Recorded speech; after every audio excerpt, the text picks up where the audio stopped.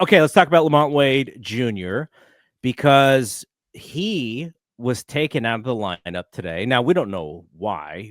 I haven't heard why. I'm sure maybe Melvin had some. I don't know if they do a press conference or whatever before the game, but there may have been some commentary about it. Right-handed pitcher Merrill Kelly. People who are listening to the podcast, game's already probably over. So apologies for something that has already happened, but LaMont Wade Jr. usually is in the lineup against the right-hander, and instead it was Wilmer Flores and it was Luis Matos in the DH spot. So two right-handers against the right-hander. And I could see Melvin saying, hey, Matos hit a home run, early in the Chicago series. We got to see what he has. You need to get him some more at-bats, and this is just the opportunity with Wade still struggling. Manager speak, trying to turn a negative into a positive. But LaMont Wade Jr. has not like his numbers are almost like not real. Right. Because he is currently hitting 146. So what's the Mendoza line, like 210 or the old Mendoza line? I mean, I think it's just over 200. And over time, people have pretty much put it at 200. So, but I think his on base is 246, and that is the exact same as his slugging. So his OPS is currently under 500. Wow. And I was trying to figure out, okay, so are there any trends? Are there any sort of splits that might be able to give us any sort of look at, maybe there's a sign, maybe he's actually turning. I mean, if you want to look at May, he's hitting 200 and not 125 like in March and April, like I guess, but he's also getting on base. He's also getting on base less, which actually seems impossible. So that's kind of weird. I read something, McCovey Chronicles, shout out to McCovey Chronicles. Can you imagine doing a baseball blog for as long as McCovey Chronicles has been doing it? That's crazy. That's one of those things that I remember going back in the early days of trying to find Giants content online. That was like the place to go if you weren't reading the Mercury News or anything else. Yeah. So they had a stat. I forgot to grab the writer's name. I should have grabbed the writer's name. But they were looking at miles per hour on the swing. And supposedly LaMont Wade's swing is just a really slow swing. Like he's not getting the swing through the zone very well. I don't know what that says. I've never heard anyone really talk about that as far as like bat speed. Like what's your bat speed?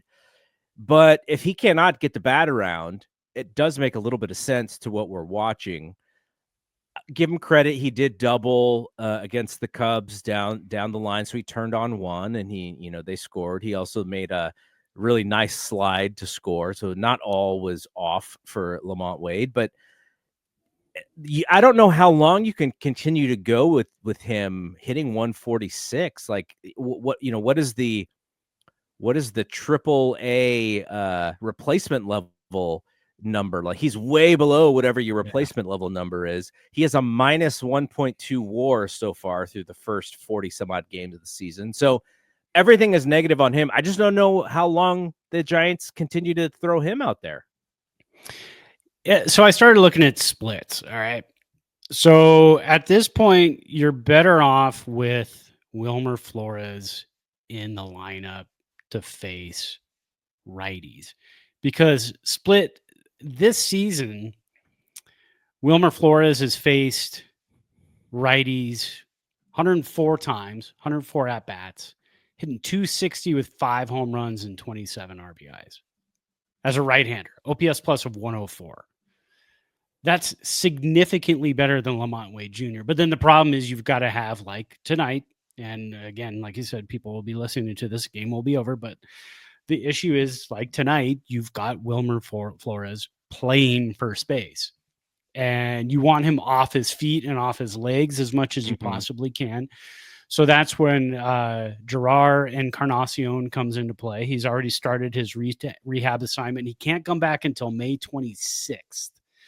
So you're looking at, was that 14 days, 2 weeks from today that we're recording this on Monday. His splits in his career against righties, he's a 220 hitter, but against lefties, he's a 224 hitter, and he's a right-handed batter. All of his home runs have come against righties, all 8 of his career home runs. And his OPS plus against righties is 109. So you've got two options that are much better against righties than a left-handed LaMont Wade Jr. So yeah, when do you make that switch? When do you make that happen? And I know we're not even going to bring up Eldridge at this point because Bryce Eldridge is still in Double-A, still really needs to grasp the first base position. Everything we're hearing is he's getting there, but even the top 100 prospect list was updated and came out today from Major League Baseball. And Eldridge is number 21 on the list. And, on those lists, they always put the expected year of, their entry into Major League Baseball when they're going to make their impact on the team. And his is still listed at 2026. So that's how far off scouts and everybody think he still is. Mm-hmm. I think we did a prediction we might see him, before September, possibly in August, but that was before, the season even started and we knew what the Giants were going to do. Now they're 7 games over 500 and fighting for a wild card spot. We don't know. Waiver wire pickup, trade, anything can happen before the trade deadline. But yeah, I hate to say it, but it might be time to make that switch and start seeing a lot more Wilmer. And then in 2 weeks, and Encarnacion comes back, then you see a lot of him. I think you just had to give LaMont Wade Jr. a rest, take him out of the lineup. He is scuffling hard. He's still making contact. That's the thing. And he is still walking. He's still getting on base. Not at the monstrous clip he had at the first half of last season. But yeah, and he's making $5 million this year, and he's an unrestricted free agent next year. So if you do waive him halfway through the season, you're not losing a ton of money. You're losing 2.5. That's not a gigantic chunk of change. Yeah, I mean, maybe this is the beginning of the shift. Maybe this is what we see tonight. I'm sure the post game, Bob Melvin's going to address it, and he's going to say, you know what? He's been having a hard time. He needed a night off.